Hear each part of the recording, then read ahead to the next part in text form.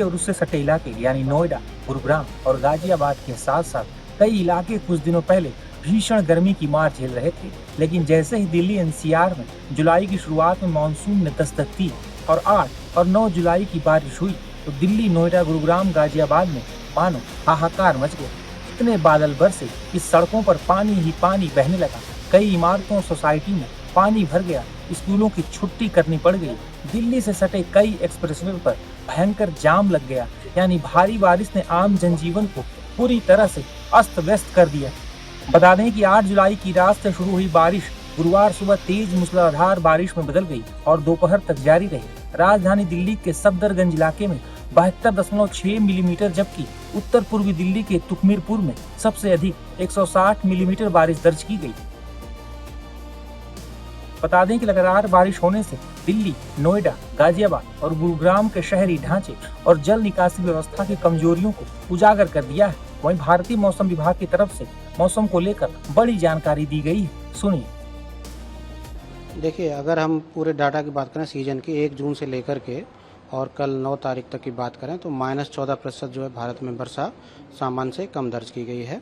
और जो main pockets हैं जहाँ पर वर्षा कम दर्ज की गई अभी तक पूरे सीजन में अभी तक की, तो उसके हिसाब से ईस्ट यूपी यानी कि पूर्वी उत्तर प्रदेश, बिहार, झारखंड और पूर्वोत्तर के राज्य पंजाब, सौराष्ट्र, मराठवाड़ा, केरला और तटीय कर्नाटक, ये पॉकेट्स हैं जहाँ पर सामान्य से कम वर्षा दर्ज की गई। बाकी क्षेत्रों में या तो सामान्य वर्षा हो गई है और या सामान्य से ज़्यादा वर्षा है, क्योंकि जो जुलाई का अभी तक का जो समय था यानी 2 जुलाई से लेकर के 9 जुलाई तक का, इवन 10 जुलाई भी देखें तो वर्षा अच्छी प्राप्त हुई। इसलिए बाकी सब डिविजन्स जो है सामान्य या सामान्य से ज़्यादा दर्ज कर रहे हैं।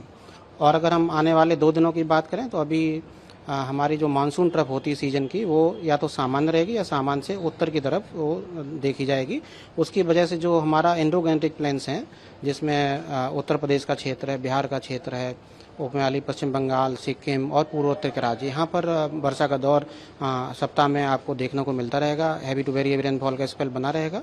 और अगले 24 घंटे की बात करें तो अभी जो कल का हमारा निम्न दबाव का क्षेत्र था, अभी जो मध्य उत्तर प्रदेश के उत्तरी भाग में स्थित है, उसके प्रभाव में और एक पश्चिम विक्षोभ है, उसका इंटरेक्शन आज बना रहेगा। उसकी वजह से उत्तरी हरियाणा, हिमाचल प्रदेश, उत्तराखंड, उत्तर प्रदेश और बिहार, ये सारे पॉकेट्स में जो है आज heavy to very heavy rainfall रह सकती है। पिछले 24 घंटे में सबसे ज़्यादा वर्षा जो है पश्चिमी उत्तर प्रदेश में मेरठ है, वहाँ पर एक्सट्रीमली हेवी रेनफॉल 32 सेंटीमीटर तक के स्तर की वर्षा एक स्टेशन मवाना है वहाँ पर दर्ज की गई। उसके अलावा उत्तराखंड में भी इसी लो प्रेशर की वजह से कल एक्सट्रीमली हेवी रेनफॉल दर्ज की गई। हिमाचल प्रदेश में भी heavy to very heavy rainfall का स्पेल कल देखा गया है। सर, दिल्ली को लेकर कुछ प्रेडिक्शन आप लोग का, कल दिल्ली में बरसात देखने को मिली, दिल्ली में मानसून की क्या स्थिति है? देखिए, दिल्ली में जो कल एक्टिविटी थी वो उसी लो प्रेशर और जो वेस्टर्न डिस्टर्बेंस WD का इंटरेक्शन था, उसकी वजह से कल दिल्ली में 11:30 बजे तक अच्छी खासी वर्षा दर्ज की गई। मॉडरेट रेनफॉल कल दर्ज की गई। लेकिन अगर हम 6 UTC यानी कल 11:30 बजे के बाद की बात करें तो कोई खास वर्षा दिल्ली में दर्ज नहीं की गई। और आज जहाँ तक आज का सवाल है तो शाम के टाइम पर और आफ्टरनून और इवनिंग आवर्स में ये हो सकता है कि बहुत ही हल्के और हल्के स्तर की वर्षा 1-2 पॉकेट्स में देखने को मिल सकती है। बाकी बहुत ज़्यादा संभावना दिल्ली के लिए नहीं। कल से दिल्ली में और भी वर्षा कम होगी और संभावना ये है कि बहुत ही ड्रिजल या बहुत ही हल्के स्तर की वर्षा, ग्रीन कलर की चेतावनी, कोई खास चेतावनी दिल्ली और NCR के लिए कल से बिल्कुल भी नहीं है। खबरों की रणभूमि में यहाँ शोर नहीं, सोच लड़ती है। जहां शब्द नहीं, फैक्ट्स वार करते हैं और हर सवाल खोलता है सच की नई परत।